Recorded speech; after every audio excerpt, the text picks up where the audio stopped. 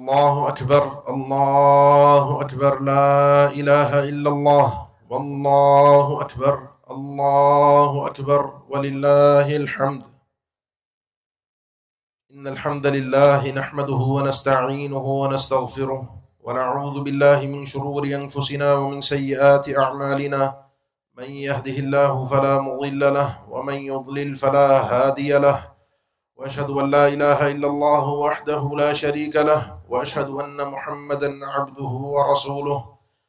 يا أيها الذين آمنوا اتقوا الله حق تقاته ولا تموتن إلا وأنتم مسلمون.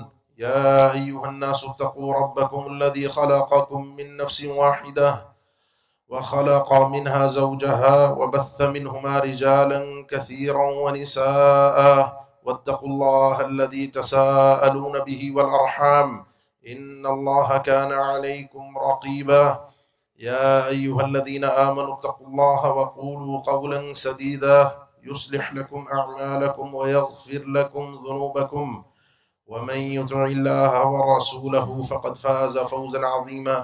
أما بعد، فإن أصدق الكلام كلام الله، وخير الهدي هدي محمد صلى الله عليه وسلم، وشر الأمور محدثاتها، وكل محدثة بدعة، وكل بدعة ضلالة، وكل ضلالة في النار. اللهم صل على محمد وعلى آل محمد كما صليت على إبراهيم وعلى آل إبراهيم إنك حميد مجيد. اللهم بارك على محمد وعلى آل محمد كما باركت على إبراهيم وعلى آل إبراهيم إنك حميد مجيد. یہ ایام تکبیرات کے جس میں ہم اللہ تعالیٰ کی تعظیم، حمد، کبریائی اونچی آواز میں بیان کرتے ہیں، اور یہ رب العالمین کو ان دنوں میں پسند عمل ہے۔ اللہ اکبر لا الہ الا اللہ واللہ اکبر وللہ الحمد۔ اس کے ساتھ ساتھ یوم النحر جو ذی الحجہ کا آخری دن ہے، عشرے کا، فضیلت والے دنوں کا، اس دن عام دنیا کے مسلمان قربانی کرتے ہیں، اور آپ سب کے علم میں ہے کہ قربانی ایک یاد ہے سیدنا ابراہیم علیہ السلام کی۔ قرآن مجید میں ہمیں انسانیت کی تاریخ میں کئی ایک قربانیوں کا تذکرہ ملتا ہے۔ ایک قربانی جس انداز کی ہم کرتے ہیں، جو جانور ذبح کرتے ہیں، بنی اسرائیل کے حوالے سے بھی رب العالمین نے ذکر فرمایا کہ ان کو بھی اللہ تعالیٰ نے ایک گائے ذبح کرنے کا حکم دیا۔ وَإِذْ قَالَ مُوسَىٰ لِقَوْمِهِ إِنَّ اللَّهَ يَأْمُرُكُمْ أَن تَذْبَحُوا بَقَرَةً۔ موسیٰ علیہ السلام نے اپنی قوم سے کہا اللہ تعالیٰ تمہیں حکم دیتا ہے ایک گائے ذبح کر دو۔ وجہ کیا تھی؟ ایک قتل ہوا ہے، آپس میں اختلاف ہے، الزامات ایک دوسرے پر لگ رہے ہیں، قاتل کی معرفت جاننا ضروری ہے۔ موسیٰ علیہ السلام جو کلیم اللہ ہیں ان سے گزارش کی گئی، انہوں نے کہا طریقہ یہ ہے گائے ذبح کرو، اس گائے کے گوشت کا ٹکڑا حصہ مقتول کے جسم کے ساتھ لگایا جائے گا، اور وہ مقتول خود بتائے گا مجھے کس نے قتل کیا۔ وَإِذْ قَتَلْتُمْ نَفْسًا فَادَّارَأْتُمْ فِيهَا وَاللَّهُ مُخْرِجٌ مَا كُنْتُمْ تَكْتُمُونَ۔ بات سمجھ نہیں آئی ان کو، ان کے نزدیک یہ بالکل غیر منطقی بات تھی۔ قَالُوا وَتَتَّخِذُونَ هُزُوًا، یہ تو مذاق ہے۔ قَالَ أَعُوذُ بِاللَّهِ أَنْ أَكُونَ مِنَ الْجَاهِلِينَ، سیدنا موسیٰ نے کہا میں اللہ کی پناہ چاہتا ہوں کہ میں جاہلوں میں سے ہو جاؤں۔ اللہ کے دین اور شریعت میں مذاق نہیں چلتا، یہ حکم الہی ہے۔ بہرحال ان کو سمجھ میں آیا کہ کرنا ہے تو طریقہ یہی ہے۔ پھر پیچیدگیاں شروع ہوئیں، گائے کی عمر کیا ہو، رنگ کیا ہو، کرتی کیا ہو۔ تینوں جوابات ان کو دیے گئے، لا فارط ولا بکر عوان بین ذلک صفراء فاقع لونها تسر الناظرین لا تسقی الحرث۔ ان سارے سوالوں کے جوابات میں انہوں نے کہا وَإِنَّا إِن شَاءَ اللَّهُ لَمُهْتَدُونَ، اگر اللہ نے چاہا تو ہم کامیاب ہو ہی جائیں گے، وہ گائے مل جائے گی جس کی صفات ہمیں بیان کی گئی ہیں۔ ڈھونڈا، تلاش کیا، مل گئی اور ذبح کیا، مسئلہ حل ہو گیا۔ تین باتیں بڑی قابل غور ہیں۔ اللہ تعالیٰ کی وحی، حکم الہی، وہ اکثر ہمیں سمجھ میں آتا ہے کہ یہ غیر منطقی بات ہے، کچھ سمجھ میں عقل میں آنے والی چیز نہیں ہے، لگتا ہے ہمیں ظاہر جیسا کہ ان کو لگا۔ پھر اس میں بیجا کے فضول سوالات، اللہ تعالیٰ کی وحی، غیب، ایمان بالغیب، ان چیزوں پر انسان اعتراض کے طور پہ، وضاحت کے طور پہ اس نوعیت کے تنقیدی سوالات نہیں کر سکتا، نہیں تو نتیجہ نکلتا ہے ثم قست قلوبکم من بعد ذلک فہی کالحجارۃ او اشد قسوہ، پھر دل اتنے سخت ہو گئے کہ پتھر یا اس سے بھی زیادہ سخت، کہ اللہ کی وحی، دین، یہ باتیں پھر اثر نہیں کرتی۔ اسی کے مقابلے میں ہمیں ایک قربانی ملتی ہے سیدنا ابراہیم علیہ السلام کی، نبی تھے، رسول تھے، خواب میں وحی ہوئی اور مستقل ہوئی، بالآخر اپنے بیٹے سے کہا انی اری فی المنام انی اذبحک فانظر ماذا تری، حکم الہی یہ ہے کہ میں تمہیں ذبح کر رہا ہوں اور یہ حکم الہی مجھے ملا ہے خواب میں، اب مسئلہ اکیلے کا نہیں، تمہارا بھی ہے، بتاؤ تمہاری کیا رائے، کیا کرنا چاہیے؟ قال یا ابت افعل ما تؤمر، جو حکم دیا گیا کر گزری ہے، رہی میری بات تو ستجدنی انشاءاللہ من الصابرین، اگر اللہ نے چاہا انشاءاللہ تو آپ مجھے صابرین میں سے پائیں گے۔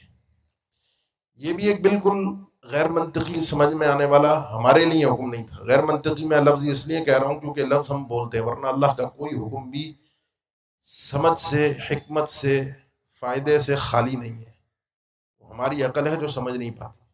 باپ کے ہاتھوں بیٹے کا ذبح کروانا بات سمجھ میں نہیں آئے گی ہمیں، اور دنیا اسی نہیں، آج بھی ہم میں سے بہت سے ایسے لوگ جو دین کے اوپر نکتہ چینی کرتے ہیں، اعتراض کرتے ہیں، بات سمجھ میں نہیں آئی کہ کیسے ہو سکتا ہے، لیکن تسلیم مطلق، تسلیم تام جس کو کہا جاتا ہے، بس حکم الہی ہو، اس کے بعد اس پر سوچا نہیں جاتا کیوں، کیسے، کیا فائدہ، کیا نقصان۔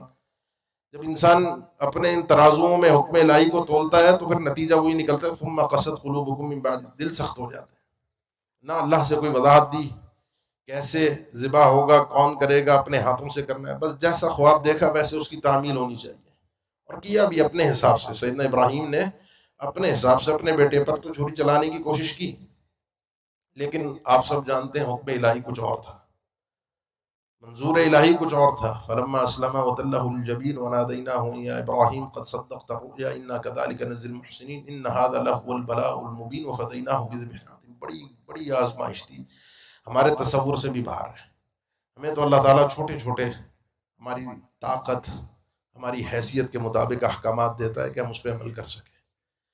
اس کے بعد اللہ تعالیٰ نے ان پر انعامات بھی کیے، اولاد بھی دی، نبی بھی بنائے، اولاد کی اولاد کو بھی نبی بنائے، وبشرناہ باسحاق نبیا من الصالحین وبارکنا علیہ وعلی اسحاق، ان کی نسلوں میں اللہ نے برکت رکھ دی سیدنا ابراہیم کی۔ وہاں ان کے لیے دل سخت ہو گئے تھے، اللہ کی وحی قبول نہیں کر پا رہے تھے، جنہوں نے اللہ کے حکم پر اعتراضات کیے تھے۔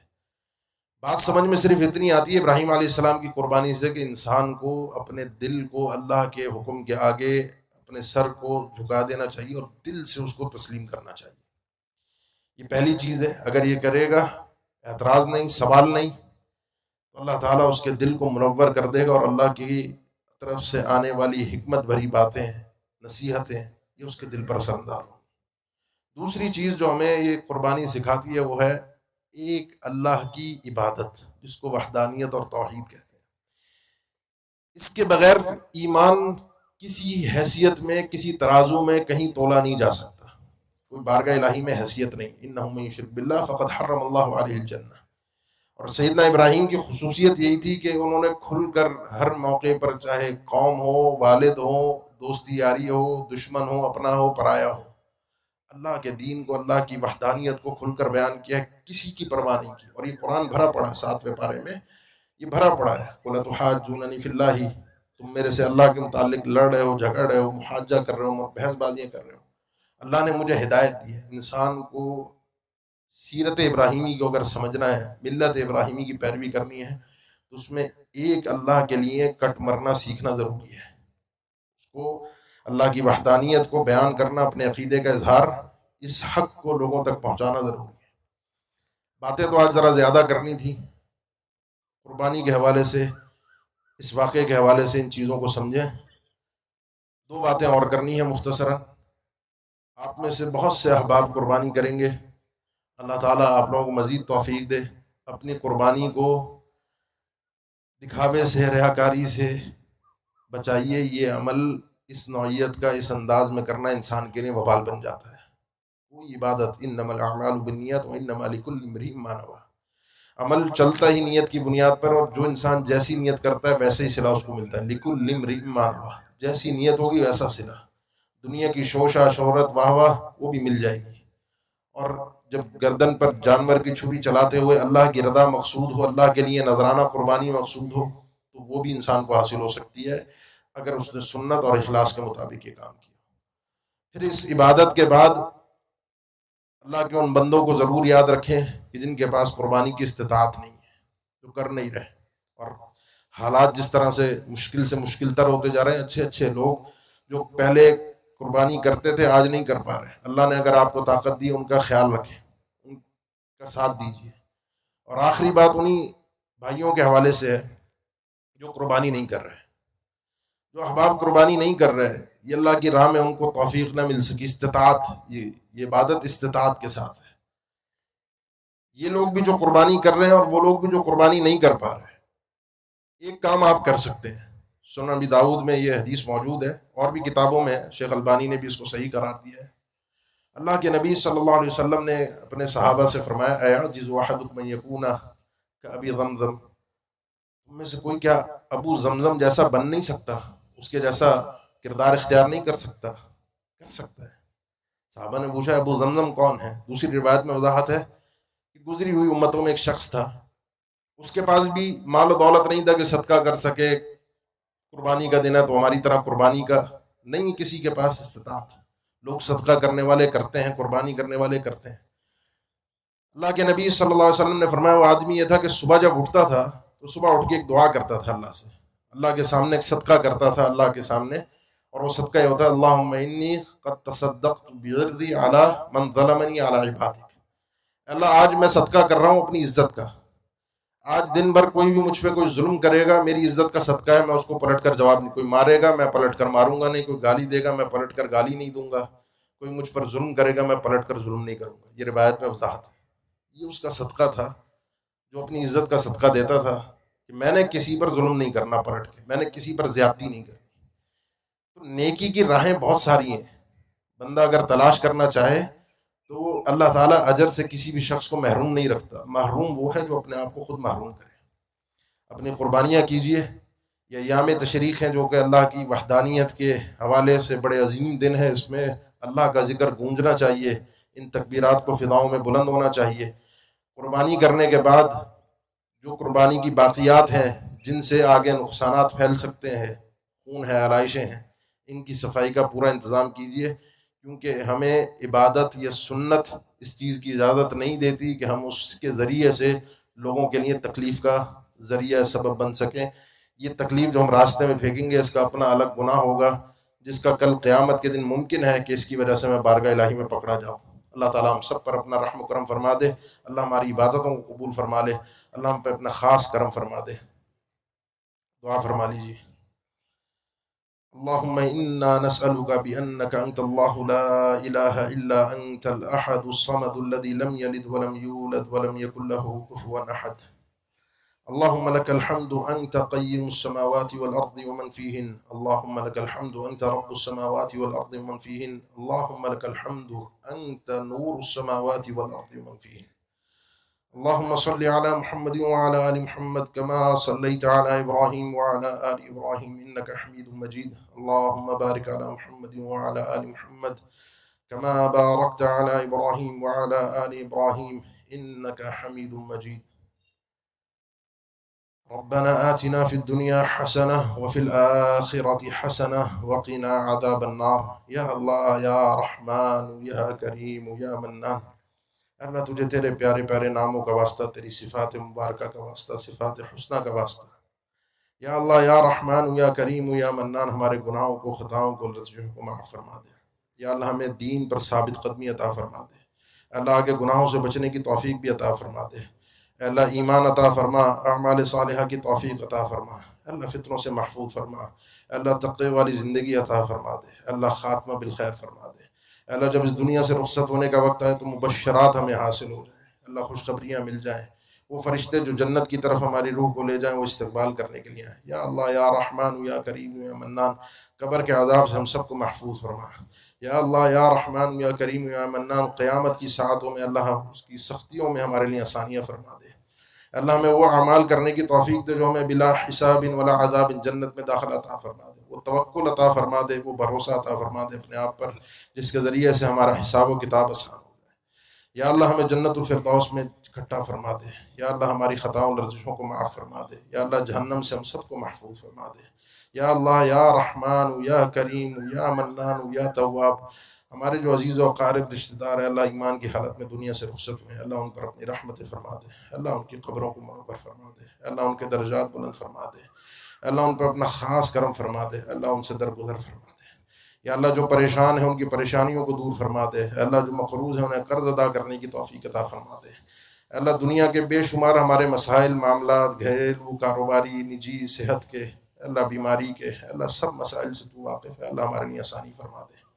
یا اللہ یا رحمان یا کریم یا منان اس وقت دنیا کے حالات بڑے تکلیف دہ ہیں مسلمانوں کے لیے. یا اللہ مسلمانوں پہ اپنا خاص کرم فرما دے. اللہ ہمارے جو بھائی مظلوم غزہ کے اندر یہودیوں کے ہاتھوں مارے جا رہے ہیں, پس رہے ہیں, اللہ ہمیں ان کی مدد کرنے کی توفیق دے. اللہ تو بھی ان کی مدد فرما دے. اللہ نصرت فرما دے. اللہ ہمیں غیرت عطا فرما دے. ہم مسلمانوں کو تمکین عطا فرما دے. یا اللہ یا رحمان یا کریم یا منان ہمارے ملک پر اپنا خاص کرم فرما دے. اللہ آج اس اجتماع میں ہم اکٹھا ہیں, یہاں پر بہت سے لوگوں کی کاوشیں ہیں, مسجد انتظامیہ, ہمارے دیگر ملکی ادارے, جو ساتھی یہاں انتظام کرتے ہیں, محنتیں کرتے ہیں, اللہ سب کی کوششوں کو اپنی بارگاہ میں قبول فرما لے. اللہ سب کے اوپر اپنا خاص کرم اور رحمت والا معاملہ فرما دے. یا اللہ یا رحمان یا کریم یا منان ہماری قربانیوں کو اپنی بارگاہ میں قبول فرما. یا اللہ ہمیں اخلاص عطا فرما. اللہ سنت کی پیروی عطا فرما. اللہ توحید کی غیرت ہمیں عطا فرما. اللہ ملت ابراہیمی کی پیروی ہمیں عطا فرما. اللہ ہمارے لیے آسانی دنیا اور آخرت کی بھلائیاں عطا فرما دے. اللہ اپنے نبی کے طریقے پر چلنے والا بنا دے. اللہ قرآن ہمارا پیشوا ہو. اللہ قرآن سمجھ کر پڑھنے والی کتاب ہے. اللہ اس کی نور کو, اس کی روشنیوں کو ہمارے دلوں میں اتار دے. اللہ تدبر اور تفکر کی توفیق عطا فرما دے.